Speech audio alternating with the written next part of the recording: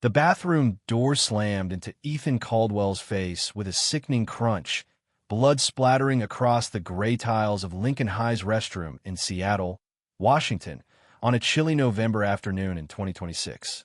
His nose crumpled under the impact, his screams echoing as a single voice sliced through the chaos. Warriors don't quit. Standing there, foot still extended from the kick, was Sophie Nguyen, her usually quiet demeanor replaced by a fire forged from months of silent fury. For basketball stars, one reserved girl, and a secret nobody expected. To understand how a straight-A junior became a bloodied Avenger, we must rewind to when Sophie was just another unnoticed student at Lincoln High, believing silence would shield her. She was wrong. It began on a drizzly September morning in 2026. Sophie, 16, sat in the back of her AP biology class, notebook open, head down, blending into the background. She'd mastered invisibility, always picking seats near exits, avoiding eye contact. Then Jackson Reed stormed in 6'3", 210 pounds of arrogance, varsity basketball co-captain as a junior, thanks to his dad's hefty donation to the school's gym. Draped in a team jacket despite the damp warmth, he barked, "Hey, bookworm, you're in my spot." Sophie blinked. She'd sat there for weeks. "I always sit here," she murmured. Jackson's crewmate Harper, Liam Cole, and Owen Blakesnickard, clones of their leader, flush with privilege. Did I stutter? Jackson loomed closer, his overpriced cologne choking the air. "Move." Their teacher, MS. Larson, glanced up, saw Jackson, and buried herself in her grating. That was Sophie's first clue. When teachers look away, you're alone. She grabbed her bag and shuffled to another seat, hoping to forget. But bullies thrive on weakness. Jackson didn't stop. The next day, he took her new seat. By week's end, she stood in the back. Every desk she tried claimed. MS. Larson stayed silent. "Guess she likes it," Nate jeered, loud enough for all to hear. The class laughed. Sophie's face burned. She scribbled notes against the wall, hand trembling, telling herself 3 more years until college, until freedom. In October, Sophie, after months of saving from tutoring gigs, bought a used laptop for her coding class. During lunch, Jackson accidentally spilled his latte over the keyboard. Sparks flew.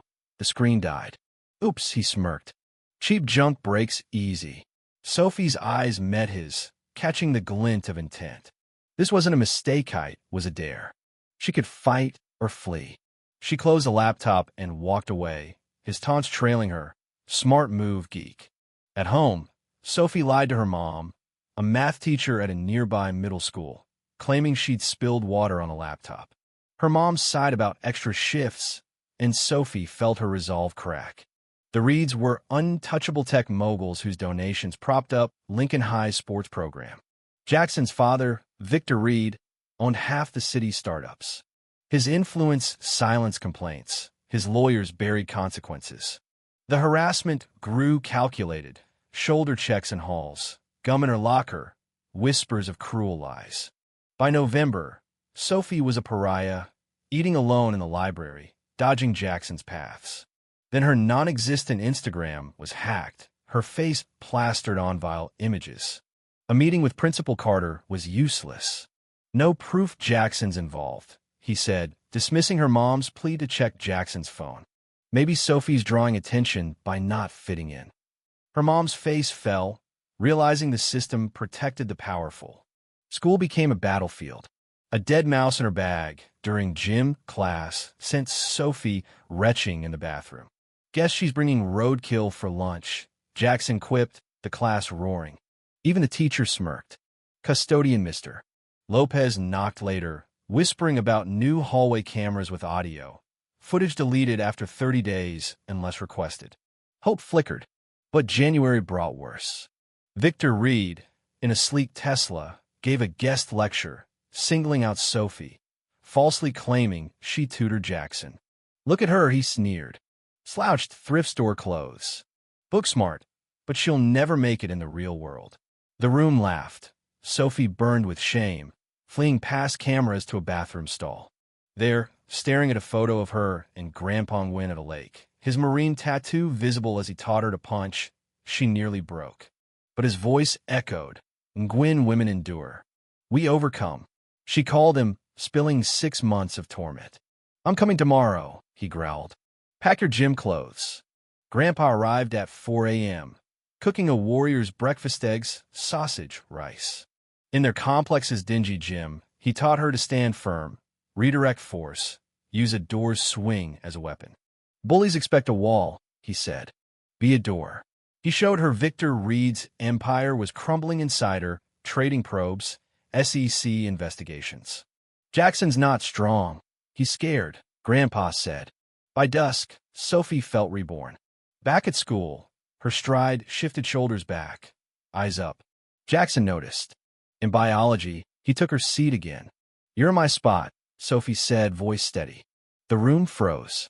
"Your daddy rents them for now," she added, sparking fear in Jackson's eyes. He shoved past, hissing, "This ain't over." By lunch, bets circulated on her downfall.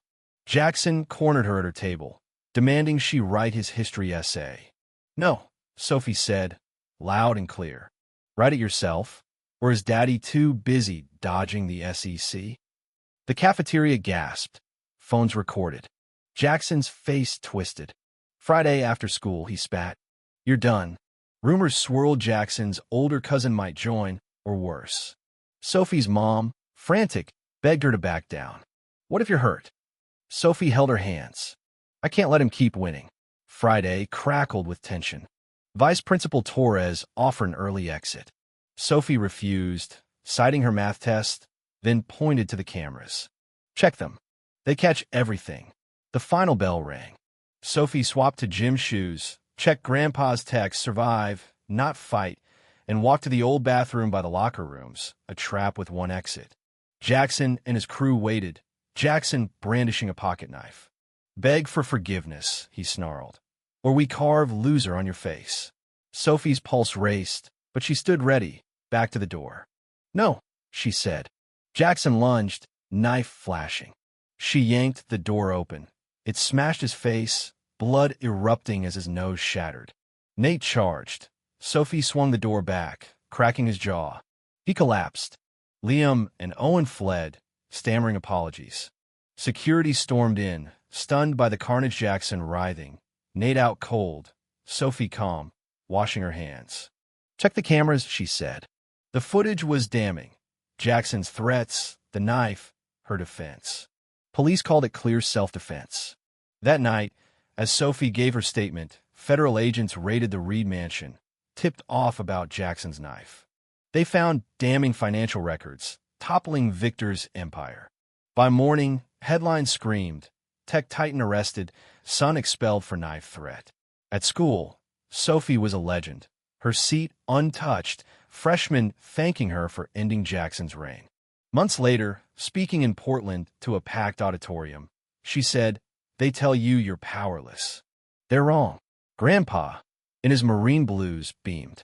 52 students later shared their own stories of Jackson's cruelty, sparking school reforms, new policies, and Sophie's nonprofit, Nwin's Door, to empower bullied kids. But questions linger. Did Sophie go too far, turning a door into a weapon? Was her victory justice or vengeance? And what happens when the next Jackson rises? Share your thoughts below, like if this story hit hard, and subscribe for more tales of courage. What would you have done in that bathroom?